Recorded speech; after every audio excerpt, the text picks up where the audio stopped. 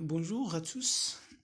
Dans cette vidéo destinée à la MPSE 3 du CPGO Moulay Youssef de Rabat, on va essayer de présenter ou d'entamer une nouvelle leçon sur les cours paramétrés.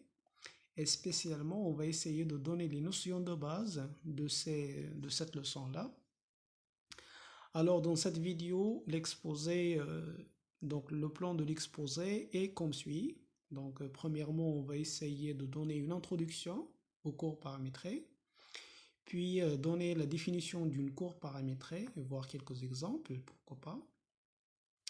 Puis les points simples et les points multiples d'une cour paramétrée donnée. Et finalement, on arrive à la réduction du domaine d'étude d'une courbe paramétrée. Alors, premièrement, imaginons qu'on dispose d'un vélo qui se déplace dans le temps, d'accord?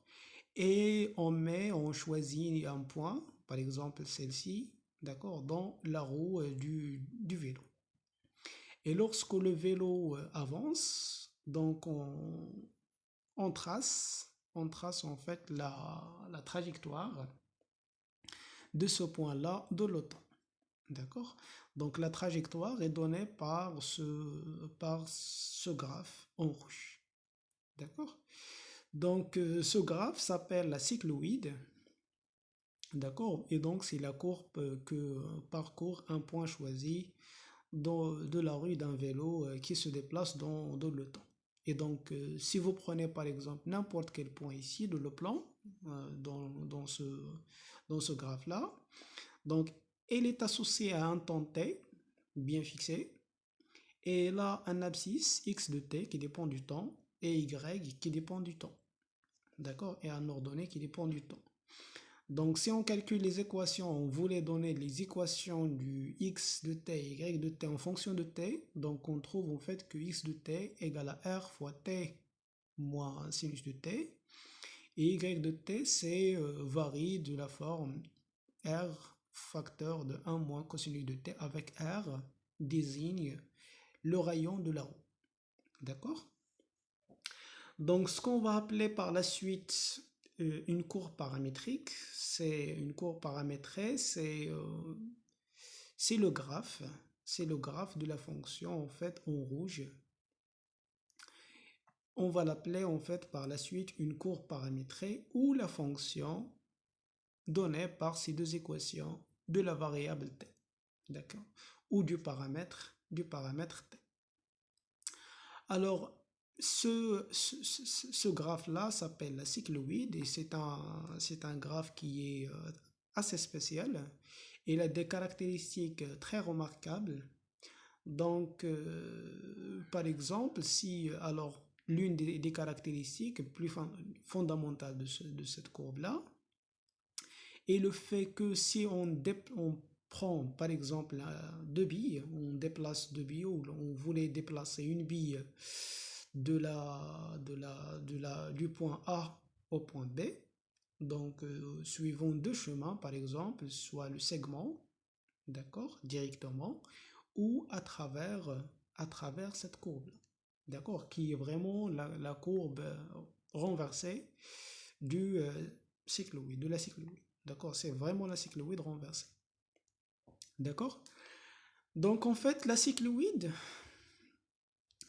est la courbe qui permet à une bille en fait de se déplacer du point A au point B le plus vite possible, d'accord. Donc c'est elle qui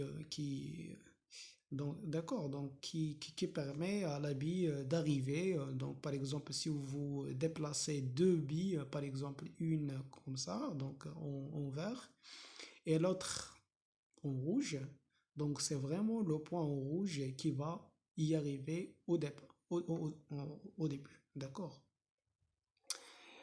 Qui va y arriver premièrement. Donc, ceci pourquoi? C'est juste parce qu'en fait, l'accélération dans cette trajectoire, donc le point, donc la bille s'accélère en fait dans ce point. Pourtant, ici, la bille a une vitesse qui est une vitesse constante. D'accord? Voilà. Donc, alors, qu'est-ce qu'une courbe paramétrique? Donc, une courbe paramétrée plane, donc une courbe plane dans le plan, et, ou de dimension 2 dans un espace de dimension 2 est une application de la forme f qui va d'un domaine t de R à valeur dans R2 qui a un paramètre t, d'accord? On fait associer une fonction à une fonction par deux variables à deux exposances f de t qui a x de t, y de t, d'accord? Avec d, comme je viens de dire, c'est juste une partie de R, une partie du paramètre t. Donc ainsi, une courbe paramétrée est une application en fait qui a un réel t dans le temps, d'accord, qui est le paramètre. On fait associer à un point du plan f de t, d'accord. On parle aussi des fois d'un d'arc paramétré et on la note des fois f de t qui est un point t fait correspondre au point m de t ou simplement t m de t ou simplement encore une fois t x de t y de t, d'accord, x de t y de t. Donc ce sont les coordonnées du point m de t ou du point f de t de le plan R2. D'accord, c'est juste une courbe, c'est ça, une courbe paramétrique. Donc des fois, on identifie en fait le plan complexe C avec R2, en notant en fait T, la courbe paramétrique T, qui a Z de T avec Z de T égale à X de T plus Y de T. Bien sûr, en utilisant l'identification usuelle du plan complexe avec R2 et en associant, on identifiait bien sûr, en identifiant le point M de T avec son affixe qui est Z de T égale à X de T plus Y de T. D'accord?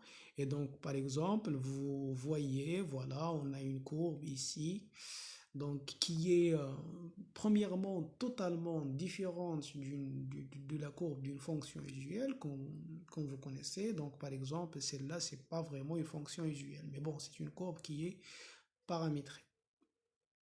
D'accord? Donc, voilà. Donc, déjà, premièrement, dans le dessin, vous voyez pas le temps. D'accord? Donc vous voyez que la trajectoire, donc la trajectoire, et vous voyez que x de t et y de t, mais vous voyez vraiment pas le temps. D'accord? Comme première remarque en fait.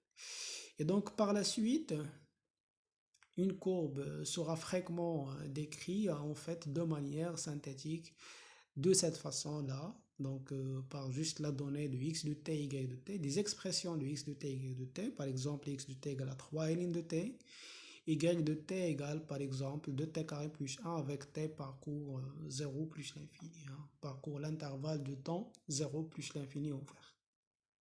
Ou par exemple z de t dans le plan complexe qui est exponentialité avec t comprise entre 0 et 2pi. D'accord? Et donc là, voilà, il faut vraiment bien comprendre que x de t et y de t sont des fonctions, du temps du domaine d, hein, d'accord, du domaine d, par exemple ici 0 de pi, là 0 plus l'infini, dans R, à valeur réelle. D'accord, x de t et y de t sont des fonctions à valeur réelle. Z de t, par exemple, là, est une fonction de d, par exemple, comme ça, dans 0 de pi, à valeur complexe. D'accord, ils ne sont pas du tout fixes. Et ce sont des fonctions, des fonctions en t. Alors, quelques exemples classiques et qu'il faut vraiment prendre par cœur de courbes paramétriques. Alors, on commence par le plus simple des exemples, c'est la courbe que parcourt un point qui est un point circulaire, hein, sur un cercle. Donc, la fonction donnée par exemple, cosinus t, sinus t, d'accord, x de t égale cosinus t, y de t égale sinus t, avec t parcourt l'intervalle 0 de pi. Donc, celle-là est une paramétrisation, ou c'est une courbe paramétrée, du cercle trigonométrique ainsi. D'accord, donc c'est ce point-là. D'accord, donc on se donne par exemple le point m de 0 pour le temps t égale à 0, puis on se déplace dans le temps, d'accord, et le point se déplace dans ce sens. Alors, par exemple, la courbe paramétrique d'une droite, d'accord? Donc, étant donné, par exemple, la courbe là, 2t-3, par exemple, x de t égale à 2t-3, et y de t égale 3t plus 1. D'accord? Donc là, vous voyez très bien et clairement que x de t et y de t sont deux fonctions affines. Et donc, vous pouvez les écrire y de t en fonction de x de t. Donc, vous pouvez écrire y de t en fonction de x de t. Et donc, x et y parcourent une droite. Donc, la droite, c'est quoi? C'est la droite, en fait, dirigée par 2, 3. D'accord? Donc, 2, 3. Et qui passe par le point moins 3, 1. Moins 3, 1. D'accord? Donc, pour le temps t égale à 0, donc pour t égale à 0, il passe par moins 3, 1. Et le vecteur directeur, c'est le vecteur de coordonnées 2, 3. D'accord? Donc, c'est vraiment la courbe paramétrée d'une droite réelle. D'accord? Et donc, vous voyez que c'est vraiment très, très, très différent que les fonctions, hein. D'accord? Alors, par exemple, si on voulait juste paramétriser le segment, donc la paramétrisation du segment, on l'a déjà vu pas mal de fois dans le cours des fonctions convexes, dans le cours des espaces affines, donc pas mal de fois. Alors, c'est lambda en fait. Alors, par exemple, on a le point A, le point B, et on voulait paramétriser le segment AB. Donc, c'est lambda fois A plus 1 moins lambda fois B, par exemple, ou 1 moins lambda fois A plus lambda fois B, par exemple. Et donc là, en fait, si XA, YA et XB, YB sont les coordonnées de A et de B respectivement dans un repère orthonormé, donc si vous calculez lambda fois les coordonnées de A, lambda fois les coordonnées de B, plus 1 moins lambda fois les coordonnées de A, donc c'est 1 moins lambda fois XA plus lambda XB, virgule 1 moins lambda YA plus lambda YP comme ordonnée. Avec lambda parcourt le segment 0,1. Donc celle-là est une paramétrisation, c'est la paramétrisation usuelle du segment AB. D'accord? Ou pour le temps lambda égale à 0. Donc on se place dans A. Et pour le point t égale à lambda égale à 1, on se place dans B. D'accord? Alors maintenant, si on se donne une fonction f, une fonction d'un domaine D à valeur réelle, et on se donne en fait la courbe de la fonction f. Alors, la courbe de la fonction f est une courbe aussi paramétrée. Ça veut dire que les courbes paramétrées généralisent la théorie de fonctions réelles. D'accord? Alors, par exemple, si vous prenez par exemple le graphe de la fonction qui est y égale à f de x, donc vous pouvez considérer la courbe paramétrique donnée par exemple par x de t égale à t et y de t égale f de t. D'accord? Donc vraiment, celle-là, c'est une vraie paramétrisation de la courbe y égale à f de x. D'accord? Et vraiment, celle-là, donc on peut voir en fait une fonction à valeur réelle d'un paramètre réel comme étant une courbe paramétrée et la paramétrisation est donnée par ça. D'accord? Donc simplement, voilà. Alors il est important bien de comprendre en fait qu'une courbe paramétrée ne se réduit pas au dessin, donc comme on a ici, hein. Et donc une courbe paramétrée, c'est vraiment pas un dessin. pas seulement un dessin, hein, c'est un dessin, mais bon, pas seulement. Malgré le vocabulaire utilisé. Donc, on dit tout le temps qu'une courbe, c'est vraiment le dessin, mais bon, c'est pas vraiment le dessin, c'est bien une application, hein. C'est une application et le graphe de la courbe porte le nom, en fait, on l'appelle support d'une courbe paramétrique. D'accord? Donc le graphe, c'est le support de la courbe paramétrée et la courbe, c'est l'application. D'accord? Donc le support d'une courbe paramétrée est l'ensemble des points m de t avec t parcours d. D'accord? Néanmoins, donc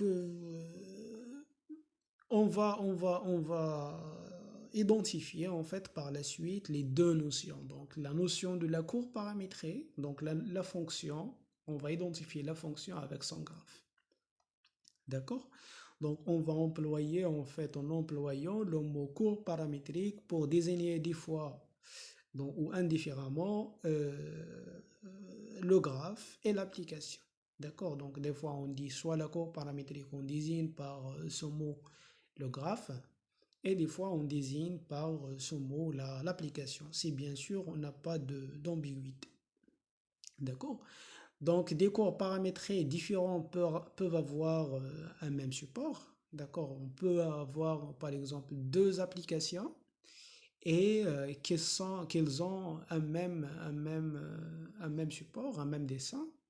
Donc par exemple, si on prend la fonction qui va de 0 de pi dans R2, l'application qui a t fait correspond cosinus t sinus t, ou l'application qui va du domaine 0 de pi vers R2 qui a t fait correspond cosinus t sinus t.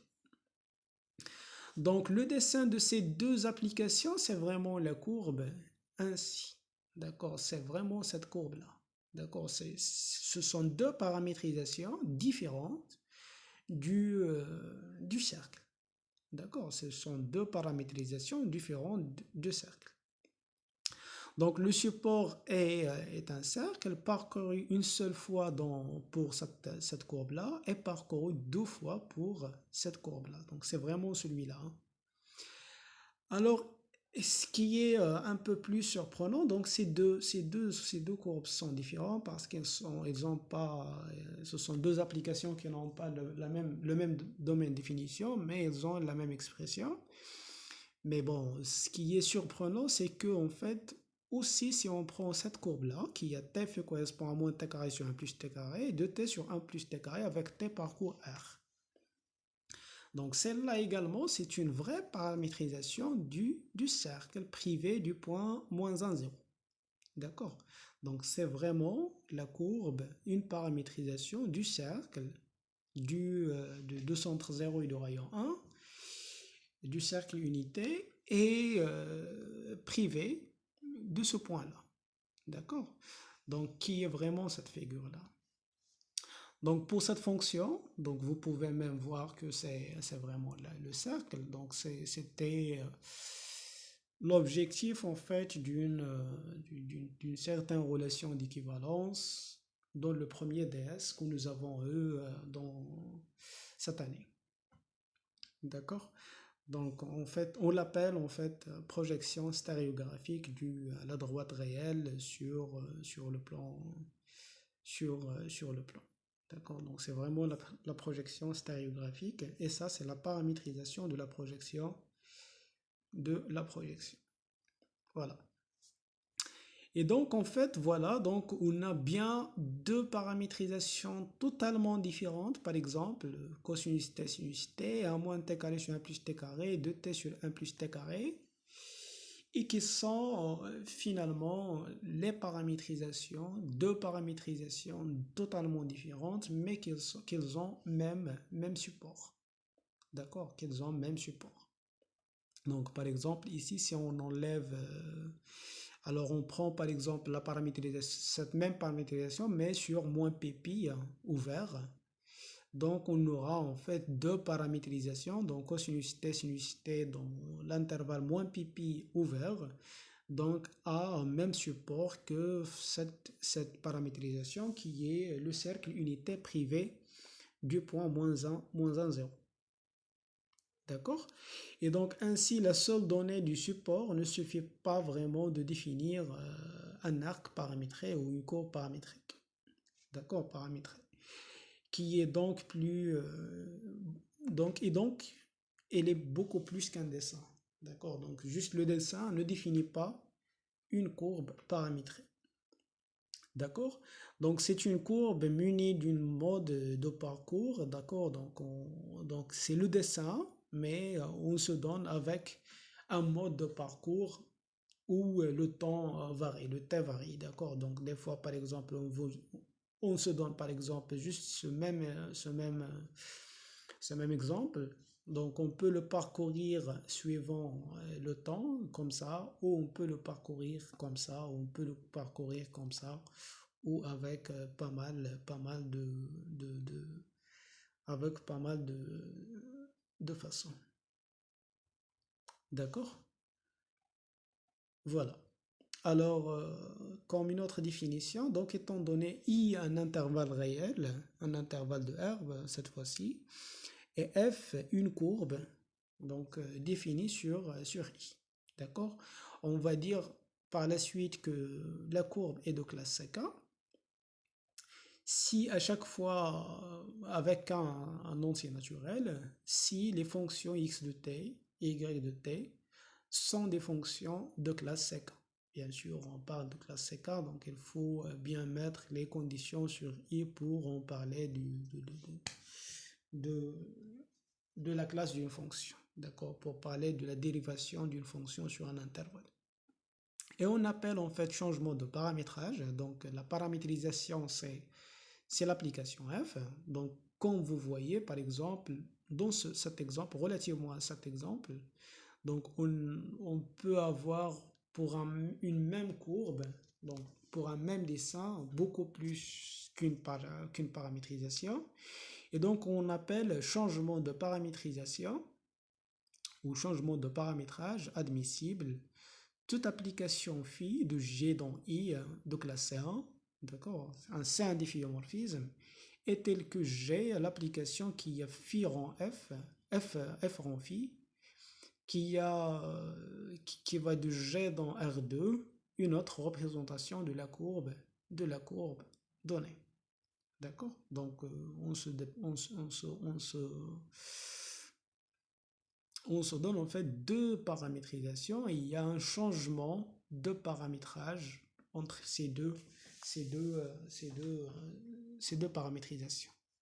D'accord?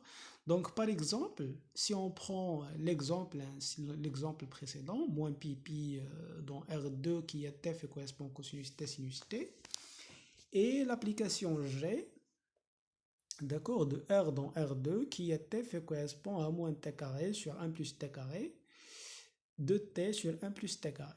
Donc, ce sont deux paramétrages de la courbe ou du cercle privé du point moins 1, 0. D'accord, deux paramétrages totalement différents. Et le changement admissible, cette fois du paramétrage admissible, c'est l'application donnée par phi qui va de R dans moins pi et qui à T fait correspondre deux arcs tangents T et qui est bien un C difféomorphisme est tel que G égale à F rond phi. Et donc phi, c'est vraiment le paramétrage, le changement de paramétrage admissible dont on vient de parler ici. D'accord? Et c'est bien ces fonctions-là sont de classe C infini, sont des C infinis, sont des courbes C infinies. Hein. Avec ici, on peut même ajouter K égale à plus l'infini, égale infini. D'accord? Donc, ce sont deux paramétrages, donc la C l'infini est tel que, en fait, phi est le changement de paramétrage admissible ces deux paramétrages. Alors, l'interprétation cinématique d'une courbe paramétrée. Alors, la cinématique est l'étude en fait des mouvements. D'accord? Donc, lorsqu'on parle de cinématique, c'est l'étude du mouvement d'un point matériel ou d'un objet matériel. Donc, le paramètre t s'interprète comme le temps. Donc, lorsqu'on dit x de t, y de t, donc on interprète le t comme étant le paramètre de temps. D'accord? On, on affine alors le vocabulaire. La courbe paramétrée s'appelle plutôt point mouvement. D'accord, donc un point au mouvement, M de t, qui a les points, les coordonnées x de t, y de t, il move dans le temps, t, et le support de cette courbe, en fait, porte le nom trajectoire, de trajectoire. Donc, la courbe, c'est, ou le support, des fois, on l'appelle la trajectoire du point matériel M de t. D'accord? Et donc, dans ce cas, on peut dire que M de t est la position d'un point M, d'accord, d'un point M à l'instant t. Donc, comme on a déjà dit, pour le point qui se déplace, qui se déplace dans le temps, dans la roue, lorsque le vélo avance. D'accord? Donc, on appelle aussi vitesse du point M, donc la fonction ou la fonction vecteur. Donc, le vecteur f', noté f' de t, donc c'est juste une notation, hein, c'est juste une notation. F' de t est donné par x' de t, y' de t. D'accord, donc on l'appelle en fait la vitesse, en fait ça c'est le vecteur vitesse du point M et l'accélération est donnée par f seconde de t égale à x seconde de t, y seconde de t. Donc ce sont vraiment juste des notations. Et si de plus, en fait, on a la norme du vecteur vitesse f' de t égale la racine carrée de x' de t au carré plus y' de t, donc au carré, donc on prend juste la norme euclidienne usuelle dans R2. Si cette norme est constante, on va dire en fait que le point ou le mouvement est uniforme. Ça veut dire que la vitesse ne change pas. D'accord? La vitesse ne change pas. Et donc, on va dire que le point matériel move d'une vitesse uniforme. D'accord. Alors, maintenant, qu'est-ce qu'un point simple et un point multiple d'une courbe paramétrique? Alors, étant donné f une courbe paramétrée et a un point du plan, d'accord, premièrement, on appelle multiplicité du point A par rapport à la courbe f. Donc, c'est le nombre de réels t, d'accord, c'est un entier naturel, donc c'est le nombre de réels t pour lesquels m de t égale à a. D'accord, on compte en fait le nombre de fois qu'on atteint le point A de le temps. D'accord, donc en termes plus savants, la multiplicité du point A par rapport à l'arc F, d'accord, à l'arc paramétré F, c'est le cardinal de l'image réciproque de A. D'accord, donc on prend l'ensemble des t tels que f de t égale à ou m de t égale à A. Donc le cardinal, on compte le nombre de fois où on atteint le point A et ce nombre de fois est dit en fait la multiplicité du point A. D'accord, donc il se peut que le point A ne s'atteint jamais. Et il se peut que le point A s'atteint une fois, deux fois, trois fois, quatre fois, et même avec une multiplicité n quelconque. Alors on dit que si A en fait est atteint une et une seule fois, donc on va dire que sa multiplicité est A, ça veut dire que le cardinal m de t égale à A pour une seule instant, d'accord, une et un seul instant t. Et donc, dans ce cas, on dit que le point A est un point simple de la courbe paramétrée, donc comme dans ce graphe-là. D'accord? Donc, le point A, on passe par le point A une seule fois et c'est bon. Alors, si A est atteinte deux fois pour deux valeurs distinctes et deux seulement, hein, d'accord? Donc, par exemple là, donc il s'atteint lorsqu'on parcourt une fois et s'atteint lorsqu'on parcourt l'autre fois, suivant cette courbe-là. Et donc là, on va dire dans ce cas que le point A I double, Et on parle aussi du point triple, du point quadruple, du point multiple lorsqu'on fait. Donc triple c'est 3 fois seulement, quadruple c'est 4 fois seulement, multiple c'est 2 doubles jusqu'à n hein, pour n'importe quel n. Donc là, par exemple, là on passe, donc pour la troisième figure, c'est un point qui est triple, hein. On passe par le point trois fois. Alors, on va dire en fait qu'une courbe est simple, d'accord? Donc, on va dire que la courbe est simple, ou une courbe dont tous les points sont simples, est dite une courbe paramétrée simple. D'accord? Donc, une courbe sera dite simple si tous les points donc, sont atteints une et une seule fois. Et donc, ceci revient à dire que l'application qui a t fait correspond à m de t est injective. Ça veut dire qu'un point ne peut pas atteindre par deux fois, hein. Ça veut dire si m de t égale à m de u, avec t et u deux paramètres de le temps, alors t égale à u, nécessairement. Et donc là, alors la question qui se pose, c'est comment trouve-t-on les points multiples? D'accord? Donc, comment je peux savoir les points multiples d'une courbe paramétrée?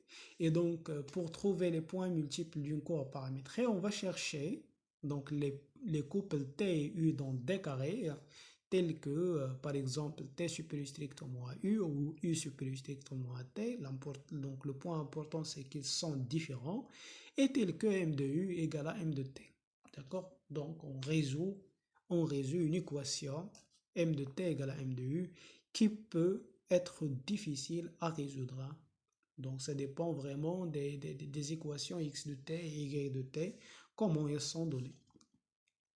Et donc, on se limite du couple TU, par exemple, ici, alors ici, on a dit T supérieur strictement à U pour ne pas, en fait, compter les solutions redondantes, en fait, UT et TU, hein. Donc, qui est une solution, hein, qui se compte deux fois. Alors, prenons par exemple la courbe donnée par x de t égale à 2t plus t carré, et y de t égale 2t moins 1 sur t carré avec t dans R étoile. Alors, R étoile ici, c'est le domaine de la courbe. Pourquoi? Parce que c'est le domaine, en fait, c'est l'intersection des domaines de définition de x de t et y de t. Et donc, en fait, le dessin est donné par ça, de cette courbe-là. Donc, c'est vraiment le dessin de cette courbe-là, elle est donnée par ça. On va essayer, en fait, finalement, dans la fin de ce chapitre, de savoir les méthodes pour lesquelles on arrive de quelques équations comme ça à tracer en fait la courbe à tracer la courbe d'une courbe paramétrique en fait, d'accord, à donner l'allure ou le support d'une courbe paramétrique comme ça, d'accord. Donc la courbe en fait est donnée par ça. Donc on voit qu'il a un point multiple, un point double, d'accord, qui est ce point-là, et on va essayer de le localiser. Donc on va prendre T, donc le D c'est R étoile cette fois-ci, donc c'est le domaine. Et pour cela, on va prendre en fait pour localiser ce point, on va prendre t et u dans R étoile au carré, tel que t supérieur strictement à u, et on va essayer de résoudre l'équation m de t égale à m de u. Donc il y a un petit calcul à faire. Donc m de t égale à m de u, ça veut dire que x de t égale à x de u, y de t égale à y de u. Donc là, on remarque déjà que cette équation admet comme solution t égale à u, d'accord? Et donc, il est bien possible de factoriser par un certain t moins u, et donc c'est ce qu'on essaye toujours de faire. Donc, on essaye ici de factoriser par un t moins u là, un t moins u là, puis un t moins u là, et là également par un t moins u. Donc, on obtient en fait t moins u fois quelque chose d'autre, d'accord? Et donc, alors on peut simplifier par ce t moins u parce qu'on a supposé que t moins u est différent de 0, t est supérieur à t moins u. Et donc, on arrive finalement à deux équations, un système à deux équations, un système non linéaire à deux équations à résoudre. Alors, on va poser un changement de variable en utilisant bien sûr les techniques des polynômes. Et donc, on pose par exemple S, la somme égale à T plus U, et P, le produit égale à T fois U. Et donc, S plus 2, en fait, là, c'est S plus 2 égale à 0, et là, c'est 2 plus S sur P carré égale à 0. D'accord? Donc là, on obtient en fait que S égale à moins 2, et là, on fait substituer le S. Donc, on trouve en fait que P carré égale à 1. Ça veut dire que les solutions de ce système sont S égale à moins 2 et P égale à 1 ou S égale à moins 2 et P égale à moins 1. Tout simplement. Alors, on revient sur l'expression de S et T. Donc, S, c'est la somme des deux variables et P, c'est le produit des deux variables. Et donc là, ceci nous rappelle au produit des deux racines et la somme des deux racines d'un polynôme de degré 2. D'accord? Et donc, S et T, en fait, sont les solutions des équations en fait données par x carré plus 2x plus 1 égale à 0. Là, on a s égale à moins 2. Donc ici, c'est moins la somme des racines. Et ici, c'est le produit des racines. D'accord? Donc ceci est associé à à la première équation. Donc, c'est comme si on dit en fait x moins t fois x moins t fois x moins u égale à 0. Et donc, c'est vraiment ça. Et l'autre, elle est associée à ça. D'accord? Donc, la somme égale à moins 1 et le produit est moins 2 et le produit égale moins 1. Et donc là, on arrive à déterminer les solutions de ces deux équations, Et donc là, on résout les deux équations, on trouve en fait que t égale à moins 1 plus racine de 2 et u égale à moins 1 moins racine de 2. Et donc on a deux instants t et u différentes dans lesquels on atteint un point donné qui est m de t égale un point donné, m de t.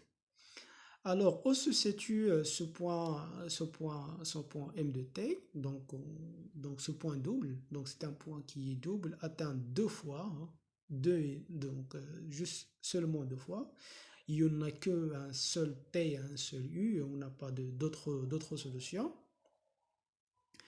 Et donc, pour savoir la position de M de T, donc on prend par exemple, on fixe T égale à moins 1 plus racine de 2, U égale à moins 1 moins racine de 2. Alors, x de t égale à t carré plus 2t, donc égal à 1. Pourquoi? Parce que t est une racine de l'équation t carré plus 2t moins 1. D'accord? Et donc, x de t égale à 1. Donc, il faut en fait chercher ce que c'est y de t. Donc, y de t, c'est soit on la calcule directement, sinon on procède comme ça, donc puisqu'on connaît en fait que t carré moins 2 plus de t moins 1 égale à 0. D'accord? Alors pour calculer y de t, alors de t là, elle est bonne. Donc on va essayer juste de calculer 1 sur t carré. D'accord? Et donc là, en fait, on prend cette équation, on l'écrit comme ça, t carré plus 2t égale à 1. Et donc pour avoir 1 sur t carré, donc on va essayer de diviser ceci par un t carré. Donc les deux côtés de l'équation par un t carré, on obtient que 1 sur t carré égale à 1 plus 2 sur t. Et donc pour connaître 1 sur t carré, il suffit de connaître 2 sur t, 1 sur t. D'accord? Donc on reprend la même équation qui est t carré égale plus 2t égale à 1. On divise par un t, les deux membres de l'équation. On trouve en fait que 1 sur t égale à t plus 2. D'accord? Donc on remplace ici 1 sur t par sa valeur qui est 2 qui est alors 1 sur t par sa valeur. et on remplace 1 sur t carré ou moins 1 sur t carré par sa valeur dans y de t. On calcule tout ça, on trouve que c'est y de t égale à moins 5. D'accord? Et donc, on obtient en fait finalement que le point double se situe dans la position 1, moins 5. D'accord? Qui est bien celle-là, hein, qui est bien cette position. 1, moins 5. Voilà. Donc c'est comme ça en fait qu'on détermine un point, les points doubles ou les points multiples en général. Ou de chercher est-ce que l'application a des points multiples ou pas. Alors là, on arrive à la réduction du domaine d'étude. Donc, comme vous connaissez pour le cas des fonctions usuelles, donc dans l'étude d'une fonction usuelle, déjà on étudie quelques caractères, quelques propriétés qui nous ramènent en fait à réduire le domaine de définition, tel que par exemple la parité, tel que la périodicité, d'accord? Et donc, pour ne pas en fait faire l'étude dans des points qu'on peut les obtenir facilement à partir d'autres. D'accord?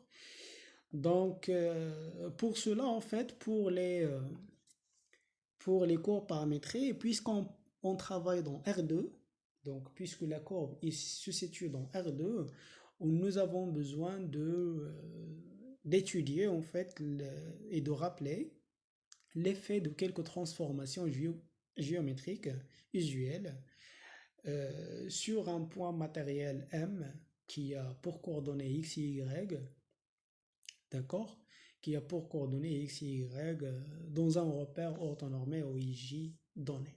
D'accord? Donc la première des transformations est la translation du vecteur U de coordonnées A, B. Donc la translation du M, donc c'est M plus U. Donc M ici, donc on voit ici en fait le plan comme étant un plan vectoriel, un plan affine, pardon. Donc la translation c'est X plus A, Y plus A. D'accord? On fait juste translater les coordonnées de M par, par les coordonnées de U. Hein. C'est vraiment l'expression de... C'est l'expression du translation que nous avons déjà vu dans le cours des espaces affines. Donc la translation de U de la translation par U de M égale à N si seulement si le vecteur U égale au vecteur NM. D'accord? Et donc là, vous voyez bien sûr, l'effet en fait géométrique. Donc le point se situe là. On fait alors, on a ici, donc ça c'est le point U, c'est le vecteur U, on l'a fait translater par le vecteur U, donc on obtient ce point-là. Donc c'est vraiment, voilà. Alors la réflexion d'axe OX, donc c'est vraiment une vraie réflexion de le sens de, de, de, de, des réflexions données dans le cours des espaces pré-hilbertiens. Donc c'est une involution est telle que l'image est telle que le noyau de S moins l'identité et S plus l'identité sont orthonormaux. Donc sont orthogonaux. Donc ça c'est le noyau de S moins l'identité et ça c'est le noyau de S plus l'identité. Et donc la réflexion d'axe OX, c'est la réflexion par rapport à l'axe OX parallèlement à l'axe OY, où c'est seulement la conjugaison dans le plan complexe. Z fait correspondre à Z bar. D'accord? Et donc là, vous voyez bien l'effet géométrique de la réflexion sur un point M. Hein. Sur un point M, donc sur un graphe entièrement. Alors, d'une façon parallèle ou d'une façon similaire, on peut définir la réflexion d'axe OY. Donc, à ce point, on fait associer le point ici, d'accord, moins xy. Puis, il y a la symétrie centrale. Donc, la symétrie centrale, c'est la symétrie par rapport à l'origine. D'accord? C'est une symétrie par rapport à l'origine. Donc, c'est une vraie symétrie. Si vous calculez S carré égale à l'identité, D'accord? C'est juste la multiplication par moins 1. D'accord? C'est juste la multiplication par moins 1 et donc on fait juste une symétrie par rapport à l'origine du graphe que nous avons. Alors il y a la symétrie centrale de centre I à B, donc la symétrie centrale du centre O de l'origine par rapport à l'origine, par rapport à un point à B, donc c'est vraiment donné par ça. Il y a la réflexion d'axe d'axe d'axe la droite en fait diagonale, d'accord? Donc la réflexion de d'axe de la droite diagonale qui est d'équation y égale à x, d'accord? Donc la diagonale. Et donc la droite y égale à x, c'est le noyau de S plus l'identité, moins l'identité, d'accord?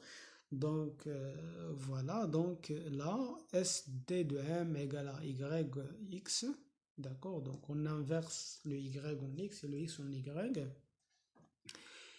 Et aussi la réflexion d'axe D' d'équation Y égale à moins X. Donc en fait, donc l'espace vectoriel des points ou des vecteurs tels que des vecteurs invariants, c'est la droite d' égale à y moins x. Et donc, si on calcule s d', c'est vraiment moins y moins x. D'accord? Ici yx, ici moins y moins x. Et donc, voilà, vous connaissez déjà l'effet d'une réflexion sur un graphe. D'accord? Il y a également la rotation d'angle pi sur 2, d'angle θ. D'accord? Mais bon, d'angle pi sur 2. Et donc, et de centre O, en fait, donc O, on fait une rotation d'angle pi sur 2. Donc, il faut la prendre aussi par cœur. La rotation, c'est la rotation du point XY, c'est moins YX. Et la rotation d'angle moins pi sur 2 autour de O, c'est la rotation Y moins X. Donc tout ça, on l'a déjà vu dans le cours les expressions sont données dans le cours des espaces pré-hilbertiens réels. D'accord? Donc on utilise ces transformations en fait pour réduire le domaine d'étude d'une courbe paramétrique. D'accord? En étudiant, suivant le temps, la parité, en calculant des fois f ou m de moins t, des fois m de t plus quelque chose, d'accord, pour savoir la périodicité, d'accord, et des fois de 1 sur t, d'accord, m de 1 sur t, et donc toutes ces applications ont des caractéristiques. D'accord? Donc, pour l'application qui est f correspond à moins t, si on voulait calculer m de moins t, et donc cette application-là transforme toujours un domaine, donc on l'utilise déjà si nous avons un domaine de la forme moins AA, d'accord, un domaine symétrique. Donc, pour en parler en fait de t et moins t dans le domaine donc pour parler de m de t et m de moins t. Donc il faut que t en moins t soit dans le domaine de définition de m. D'accord? Donc il faut que le domaine soit de la forme moins AA. Et donc en fait, cette application réduit le domaine à 0A. D'accord? Parce que moins AA est une bijection moins t, t fait correspond à moins t est une bijection de moins AA vers moins AA.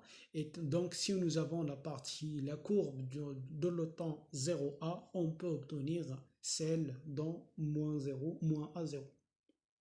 D'accord? Puis l'application, par exemple, qui est t fait correspond à 1 sur t, on l'utilise lorsqu'on a en fait donc celle-là c'est un difféomorphisme, c'est un changement de paramétrage également admissible de 0 plus l'infini dans 0 plus l'infini et qui échange en fait le segment ou l'intervalle ouvert 0,1 ou sommet ouvert 0,1, le 0 ouvert est fermé en 1, on l'intervalle sommet ouvert 1 plus l'infini. Et donc si on connaît l'expression, si on connaît le graphe sur 0,1, on peut le connaître sur 1 plus l'infini. D'accord? Et donc il suffit d'étudier juste en 0,1 par exemple ou 1 plus l'infini. Et il y a également l'étude de la périodicité, par exemple. Donc, pour étudier la périodicité, il nous faut que le domaine soit égal à R, déjà. Par exemple, si on fait l'étude, par exemple, dans un domaine de la forme d'un segment, d'accord? Donc, le domaine est un segment, AB. On fait l'étude de l'application qui est f et correspond a plus b moins t, avec a et b sont les extrémités du segment. D'accord? Et donc, t fait correspond à plus b moins t est un difféomorphisme, c'est un difféomorphisme de AB vers AB, d'accord? Et qui réduit l'étude à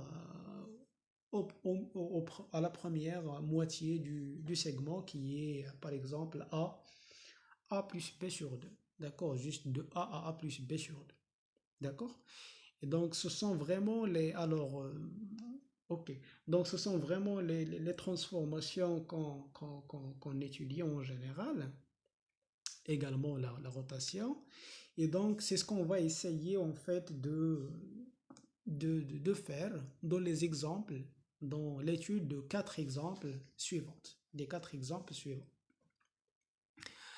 Alors, dans ces exemples-là, par exemple, on va essayer de déterminer un domaine d'étude le plus simple possible de la courbe donnée par x de t égale t moins 3 demi sinus t, t et 1 y de t égale à 1 moins 3 demi cosinus t. Donc, on va commencer tout de suite. Donc là, dans la courbe, il apparaît le cosinus et le sinus. Donc déjà, le domaine, c'est R. Donc x de t est bien défini sur R, y de t est bien défini sur R. Et donc, puisque le cosinus et le sinus sont deux p périodiques, donc on va essayer de calculer en fait qu'est-ce que c'est que m de t plus de pi. Alors, qu'est-ce qu'il donne m de t plus de pi? Donc, le cosinus, en utilisant bien sûr la périodicité de cosinus-sinus, puis la translation par de t par de pi, donc on trouve en fait que c'est m de t, d'accord? M de t plus de p, c'est m de p, mais plus ce vecteur-là, qui est vraiment la translation de m de t par le vecteur qui a pour coordonnée de p0. Et donc, en fait, ceci réduit l'étude à un intervalle. D'accord? Donc, on étudie l'arc dans un intervalle de longueur de pi. Donc, si on connaît l'étude dans un intervalle de longueur de pi, on peut connaître l'étude dans un intervalle, dans R tout entier. Et donc, c'est pour cela on va choisir l'intervalle moins pi centré pour pouvoir utiliser une autre transformation telle que par exemple m de moins t, qui est f correspond moins t, la parité. Parce que là, vous voyez les fonctions qui forment en fait cette courbe paramétrique qui est t, sinus t, cosinus t et 1. Donc ce sont des fonctions qui sont soit paires, soit impaires. Hein. Et donc si vous calculez par exemple m moins t, d'accord? Donc là, en fait, lorsqu'on trouve le support sur moins pp, on va faire le translater sur le temps. D'accord? Et donc, m2 moins t. Donc, m2 moins t, en fait, c'est quoi? On va le faire translater par u. Hein. Ça dépend d'accord, par le vecteur u. Hein. C'est la translation, donc la courbe en t plus par exemple 2 kpi, c'est la translation par le vecteur ku, d'accord, par le vecteur ku.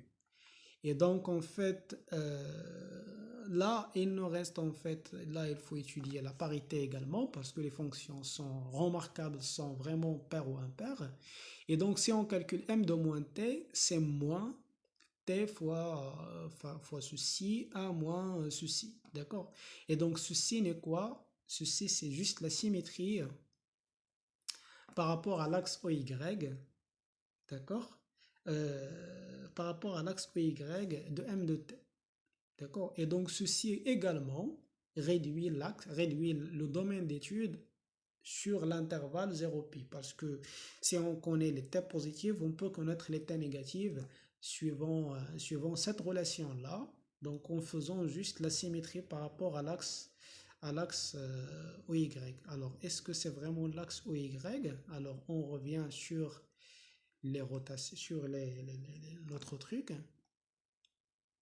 Alors oui, c'est l'axe, voilà. C'est la réflexion d'axe OY. D'accord? C'est moins x, y. Voilà. Donc c'est moins x, y, c'est vraiment ce que nous avons déjà trouvé. C'est moins x, y. D'accord? C'est là la symétrie, c'est la réflexion par rapport, c'est une symétrie bien sûr, par rapport à l'axe OY. Et donc là, donc l'étude se réduit à l'axe, à l'intervalle 0, 0pi. Et donc, si on connaît par exemple que la courbe sur l'intégrale sur l'intervalle 0p est donnée par ça, alors on va faire premièrement la, la symétrie par rapport à l'axe OY, premièrement. Donc c'est ça. Donc ça c'est la courbe sur l'intervalle moins pi moins pp. Et pour trouver en fait la courbe dans l'intervalle, dans R, on va translater par KU avec K parcours Z. Donc à droite et à gauche, en trouvant bien sûr la courbe est de cette forme-là. Donc en faisant translater cette figure-là, cette courbe, sur la droite réelle, sur le temps. Voilà. Alors, pour ce deuxième exemple, donc, on va essayer de déterminer le domaine d'étude. Donc, vous voyez déjà, donc le domaine d'étude, c'est R. Il y a sinus de t, sinus 3t, d'accord? Donc, c'est la courbe de Lissajous. Donc, comme vous connaissez déjà sinus et sinus, donc ce sont deux fonctions qui sont, alors x de t, y de t, sont deux fonctions qui sont deux p périodiques. Donc on commence par la périodicité, par réduire le domaine par la périodicité. Alors la périodicité, c'est la plus simple, qui réduit en fait qui réduit le domaine très vite, hein. Donc, on réduit le domaine de R vers moins tt, avec t c'est la période. Moins t sur 2, t sur 2. Alors, en calculant en fait m de t plus 2pi égale en fait à sinus de t plus 4pi, c'est sinus de t, et là c'est sinus 3t plus 6pi égale également à sinus 3t. Et donc m de t plus 2pi égale à m de t, et donc en fait on obtient en fait la courbe complète quand t compris entre moins p et pi. Donc sans faire ni translater ni rien du tout. Donc juste ce qui va se passer pour les autres t, c'est qu'on reprend, on parcourt la même courbe. D'accord? C'est comme si le cas pour la courbe, le paramétrage cosinus t sinus t lorsque t compris lorsque t parcourt R, donc on parcourt vraiment le même cercle. Donc juste on parcourt le même cercle une infinité de fois. D'accord? Et donc, alors pour t comprise entre moins pp, donc on étudie la parité, donc les deux fonctions sont impaires, et donc m de moins t c'est moins m de t, d'accord? C'est moins m de t, et donc c'est la symétrie centrale par rapport à l'origine. D'accord? Et donc en fait, ceci réduit le domaine d'étude à 0pi. D'accord? Et donc, en fait, lorsqu'on trouve la courbe dans 0pi, d'accord, pour les t comprises entre 0 et pi, on va faire une symétrie centrale de centre O de cette courbe-là, en trouvant bien sûr la courbe volue de Deb. D'accord? Alors, pour t maintenant dans 0pi, d'accord, donc c'est ça ce que j'ai déjà dit. Alors, lorsqu'on est dans AB, on fait l'étude de f ou m de a plus b moins t. D'accord, A plus B moins T, des fois. Mais bon, ceci se demande, hein, ceci se demande déjà. Alors, ceci, il est un petit peu difficile de connaître en fait par exemple, ce changement-là. D'accord? Mais bon, c'est l'un des changements qu'il faut tester de temps en temps. Donc, il y a que la périodicité, la réflexion, donc, d'accord, par moins T, d'accord, ou la périodicité, la parité et lorsqu'on est de cette forme AB, M de A plus B moins T, puis il y a l'application T fait correspond 1 sur T. D'accord? Donc là, ici la réflexion soi-disant arithmétique et la réflexion géométrique, hein. D'accord? Donc M de pi moins T, donc si vous calculez M de pi moins T, on va trouver finalement que c'est moins x de t, y de t. D'accord? Moins x de t, y de t, et ceci n'est autre que la symétrie, la réflexion par rapport à l'axe OY de M de t. Et donc ceci réduit également le domaine d'étude sur 0 pi sur 2. D'accord? Sur 0 pi sur 2, sur la moitié, la première moitié de l'intervalle 0 pi. D'accord? Et donc, on étudie et on construit la courbe pour toute t comprise entre 0 et pi sur 2. D'accord? Et qui est vraiment cette courbe-là. D'accord? Donc, on admet que c'est que la courbe dont 0 pi sur 2 est donnée par ça. Alors, en effectuant la réflexion d'axe OY, d'accord, que nous avons trouvé, l'axe OY, voilà, l'axe OY, alors l'axe OY, oui, c'est là, d'accord, c'est la troisième. Et donc, on trouve en fait que c'est ça, que la courbe est là, mais ça, la courbe, c'est pour les t comprises entre moins pi, entre 0 et pi, d'accord, entre 0 et pi. Et pour trouver la courbe entre moins pi, pour les t comprises entre moins pi et pi, on va faire une symétrie centrale de centre l'origine. Et donc une symétrie centrale du centre l'origine, c'est ça. D'accord? Donc c'est, voilà, tac, et c'est vraiment ça. D'accord? Et la courbe, c'est vraiment ça. D'accord? Et lorsque le T parcourt R, donc on parcourt la même courbe, hein, la même courbe.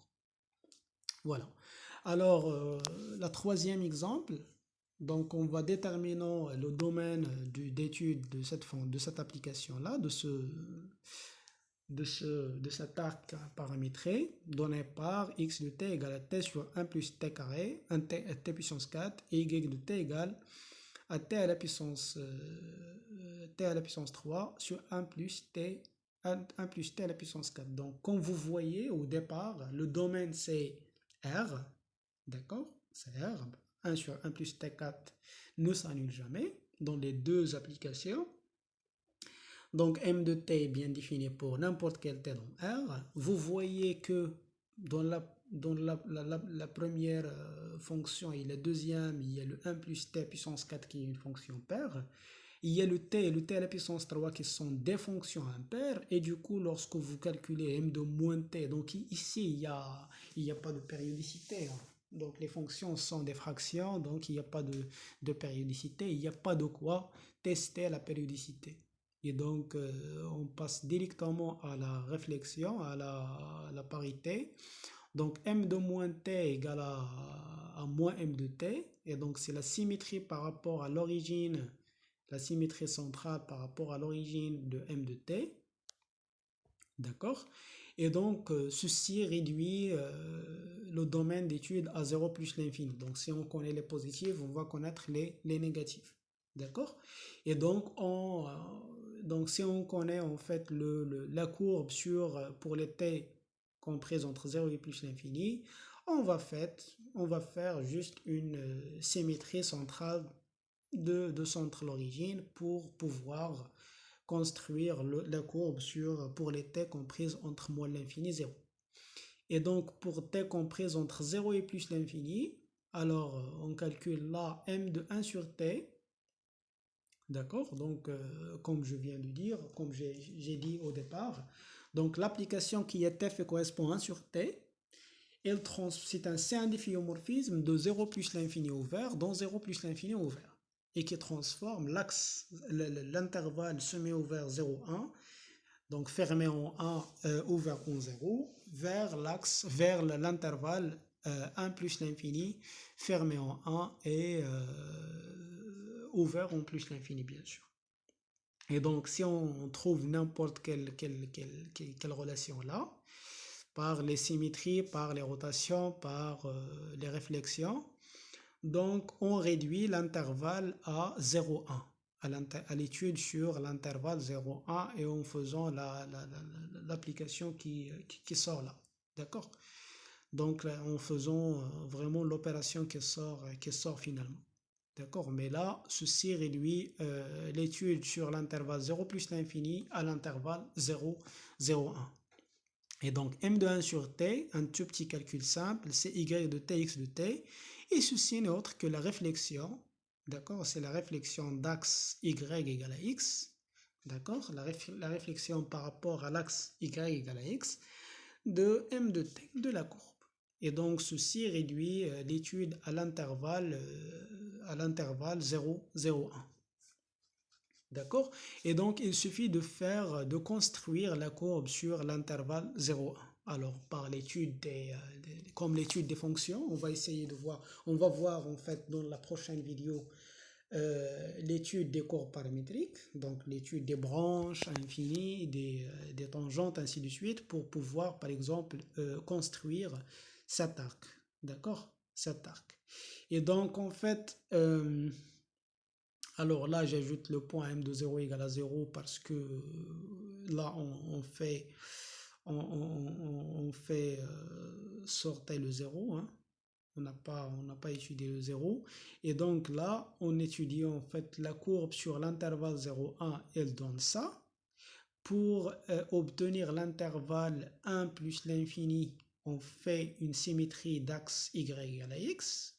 Donc la diagonale, une symétrie par rapport à la diagonale, c'est vraiment ça. Et pour obtenir la courbe sur R, on fait une symétrie centrale de l'origine qui donne vraiment ça. D'accord? Et la courbe, finalement, c'est vraiment ça, ceci. D'accord? Voilà, tac, tac, tac, tac, tac, tac, tac. Voilà, c'est vraiment ça. C'est vraiment ça la courbe. Alors, le dernier exemple, donc on va prendre l'exemple de l'application z de t égale à 1 tiers de exponentielle it plus exponentielle moins 2it. Alors, en calculant, bien sûr, en calculant là, on nous donne un changement assez particulier. Donc, c'est l'application de la transformation z de t plus 2pi sur 3. Et il nous demande de trouver en fait une transformation géométrique simple laissant la courbe globalement invariante. D'accord? Et donc, alors, l'application est bien définie pour n'importe quel t réel. D'accord? S de t, z de t est bien défini, quel que soit t, parce que les exponentialités sont bien définies. Et donc, le domaine d'étude, c'est R. Alors, pour réduire le domaine d'étude, on voit que exponentielle it et exponentielle moins 2it sont de p périodiques. Alors, z de t est de p périodique. Et donc, la courbe se réduit, ou le domaine de définition d'étude se réduit à moins pp et sans translation. D'accord? Donc, la courbe, c'est vraiment la même courbe c'est vraiment z de t pour t comprise entre moins pp et tout court. D'accord? Parce que z de t plus de pi égale à z de t lorsque t parcourt R, quel que soit t dans R. Donc là, on étudie la parité, z de moins t égale en fait à exponentielle de moins iit, d'accord, moins iit, exponentielle 2iit, il y a ici un exponentiel, ici également un exponentiel, et ceci c'est quoi? C'est juste le conjugué de ce nombre-là. C'est juste le conjugué, ici un exponentiel également, et donc ceci c'est z de t bar.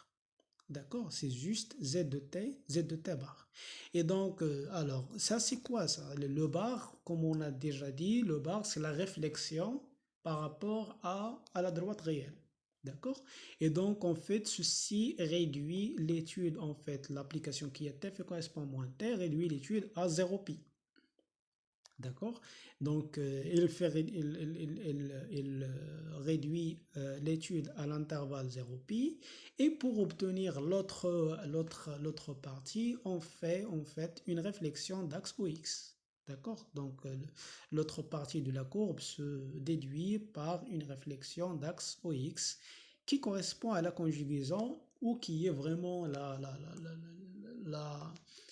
réflexion d'axe OX, hein, qui a S de XY égale à X moins Y. Alors pour T dans R, donc en calculant finalement cette transformation, Z de T plus 2pi sur 3, on la calcule tout simplement.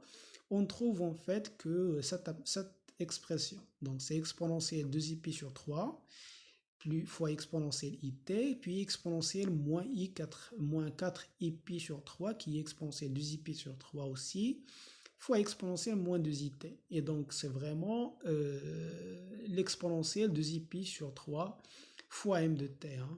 Donc, ici, c'est vraiment z de t plus 2pi sur 3, c'est exponentielle 2i sur 3 fois z de t. Et donc, on obtient en fait que la courbe, donc le domaine d'étude déjà ici, alors pour n'importe quel t dans R déjà, et donc voilà, donc la courbe complète, pardon, oui, qu'est-ce qu'on a fait? Oui, t plus 2pi sur 3. Et donc là, qu'est-ce qu'on a? Alors finalement, on a juste à étudier 0 plus de pi. D'accord? Donc ici, vous pouvez même faire, c'est juste 0 plus de pi. Hein? 0 plus pi, pardon. Et donc, ceci réduit l'étude juste sur l'intervalle 0 pi sur 2pi sur 3. D'accord? 0, 2pi sur 3. Et donc, si vous connaissez en fait que la courbe sur 0, 2pi sur 3 est ça, donc on va faire une rotation, puis rotation, d'accord? Donc une rotation d'angle 2pi sur 3, d'accord? Et de centre O, parce que m de t plus 2pi sur 3, c'est exponentielle 2pi sur 3 fois m de t. Et donc, on obtient finalement la courbe, c'est vraiment ça. La courbe, c'est vraiment ça. Donc, c'est tout en fait pour la réduction du domaine. C'est tout pour l'étude de la multiplicité. D'accord? Et donc, de la prochaine vidéo, on va essayer de voir l'étude des tangentes et des branches infinies des courbes paramétriques. C'est tout pour aujourd'hui. Merci pour votre attention et à la prochaine vidéo. Inch'Allah.